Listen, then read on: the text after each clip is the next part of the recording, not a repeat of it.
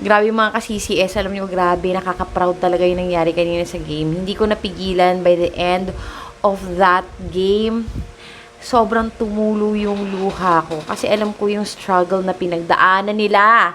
Alam ko yung hirap nila. Kasi, grabe, ang hirap kalaban ng Petrogas. Sobrang hirap. Grabe sila sa blockings. Parang, my gosh, mahirap makaalpas yung bola sa kanila. Para kang bumabato ng bola sa pader. Ganon. Mahirap talaga silang kalaban. Actually, sa lahat talaga, sila talaga yung pinaka natakot ako at kinabahan ako na makalaban nila. Kasi nung unang beses na natalo sila ng Petro, I think this was April 5. If I'm not mistaken, April 5 ba? Basta ganun. Talagang nakita ko kung gaano kalakas itong si Van Sickle. Talagang palaban. Tapos dumating pa nga itong si MJ Phillips. Ano na? 'Di ba? Kaya sobra yung kaba ko kanina nung magsa-start pa lang yung game. Pero sabi ko, kaya to kasi sobrang palaban ang ating CCS. At syempre, ang lalakas ng mga stamina ng mga yan. Kaya nga sabi, 'di ba, nakakapagod daw kalaban ang Creamline.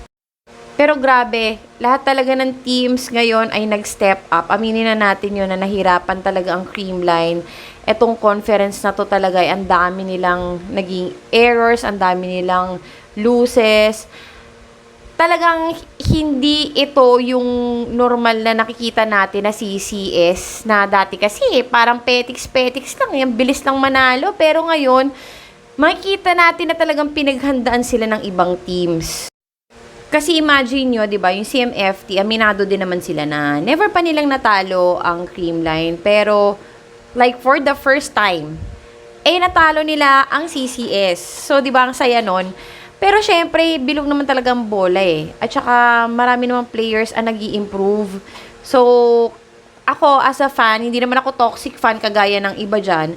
So, if ever na hindi sila maging champion ngayong season na to, ngayong conference na to, okay lang din sa akin kasi alam niyo yun, marami na napatunayan ang Creamline, no? At yun nga lang, may pangarap kasi talaga kami para sa Creamline na maging Grand Slam sila. I mean, lahat ng klase ng conferences mag-champion sila. Pero kung hindi mangyayari yun, it's fine. Ganun talaga. So, better luck next time, kumbaga.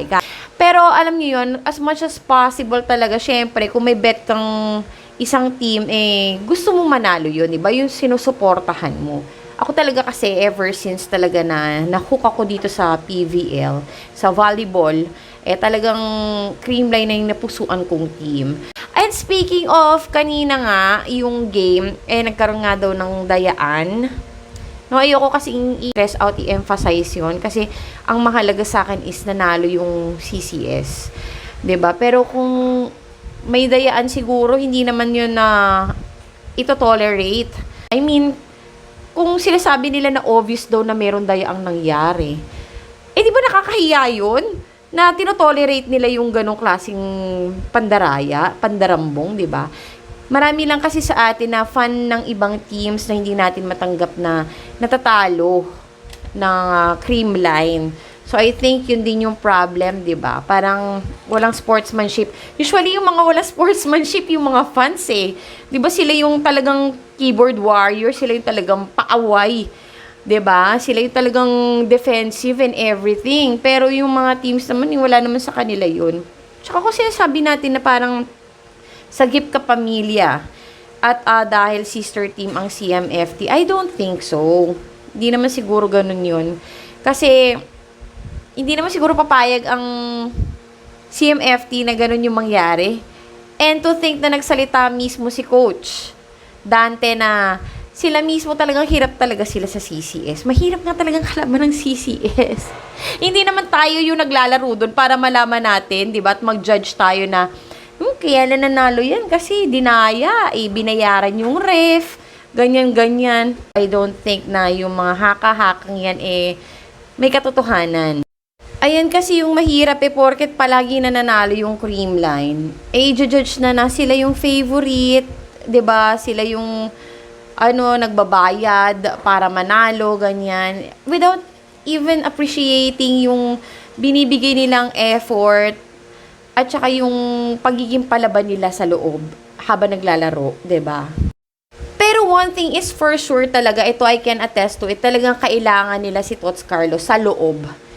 'Di ba? I mean, grabe yung energy pagka kasama si Tots ng ibang players dun sa loob. Talagang give na give din. At not to mention talagang gusto kong i-commend si Risa Sato na habang nandun siya sa loob, pinasok siya ni coach, talagang binigay din niya yung best niya, as well as Michelle Gumabaw. Pero syempre, hindi tayo magiging one-way street kasi gusto ko din i-commend yung PGA kasi talagang it's not an easy fight. Talagang sobrang nakikita ko, kaya nga ako naluha kanina kasi alam ko talaga struggle talaga. Nahihirapan din sila at napapagod na rin sila. That's why, alam mo yun, sobrang dikit tong laban eh.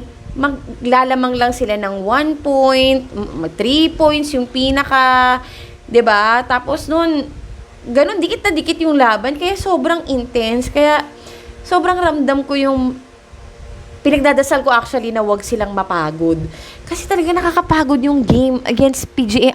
Ang haba ng mga rallies. Now, let's just hope for the best sa ating mga bet na teams, 'di ba? Yun na lang, suporta na lang natin yung mga gusto nating manalong teams at bawas-bawas tayo sa pagiging toxic, ganyan, magdasal na lang tayo.